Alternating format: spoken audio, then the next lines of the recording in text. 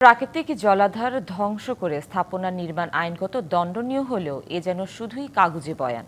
এই আইনকে বৃদ্ধাঙ্গুলি দেখিয়ে সিলেটের গোপালগঞ্জে ঐতিহ্যবাহী পুকুর ভরাট করে মার্কেট নির্মাণের অভিযোগ উঠেছে খোদ জেলা পরিষদের বিরুদ্ধেই। যদিও জেলা পরিষদ বলছে নিজস্ব আয় বাড়ানোর লক্ষ্যে পুকুর পাড়ে মার্কেট নির্মাণের প্রকল্প হাতে নেওয়া হয়, তবে জনস্বার্থে এক আইনজীবীর রিট করা আবেদনের পরিপ্রেক্ষিতে স্থাপনা নির্মাণে ৩ মাসের স্থগিতাদেশ দিয়েছে হাইকোর্ট।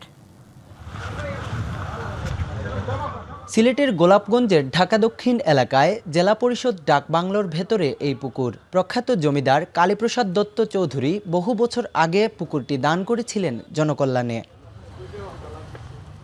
জলাধার আইনে পুকুর ভরাটে নিষেধাজ্ঞা থাকলেও তাকে বৃদ্ধাঙ্গুলি দেখিয়ে পুকুরের একাংশ ভরাট করে ২ তলা মার্কেট ভবন নির্মাণের উদ্যোগ নেয় খোদ জেলা পরিষদ। এই খবরে জনমনে দেখা দেয় অসন্তোষ, ক্ষুব্ধ পরিবেশবাদীরা।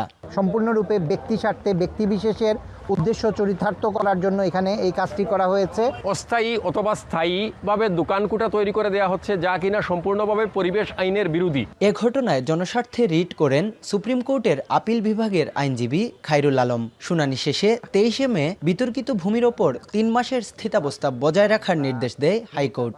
সুপ্রিম কোর্টের হাইকোর্ট ডিভিশনের জাস্টিস বৃন্দ স্টেরাসকো অর্ডার দিয়েছেন এই পুকুরের জমির উপরে ৩ মাসের জন্য এটা স্থিতাবস্থা বজায় রাখার আদেশ দিয়েছেন।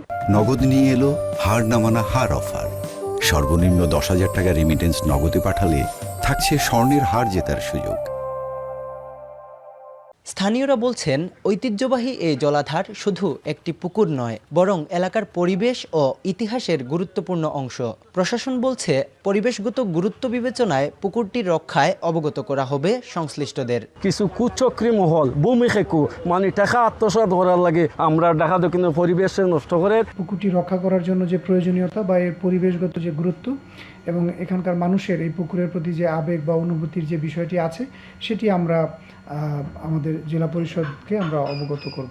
জেলা পরিষদ বলছে, আয় বাড়ানোর লক্ষ্যে ১,৮২,লাখ টাকা ব্যয়ে প্রকল্পটি হাতে নেওয়া হয়। জেলা পরিষদের আওতাধীন আমাদের যে ডাকবাংলো রয়েছে, সেখানে আমাদের পুকুরের পাড়ের সেখানে আমরা একটা মার্কেট নির্মাণের কার্যক্রম হাতে নিয়েছি এবং এটা অবশ্যই আমাদের একটা আয়বর্ধক একটা প্রকল্প।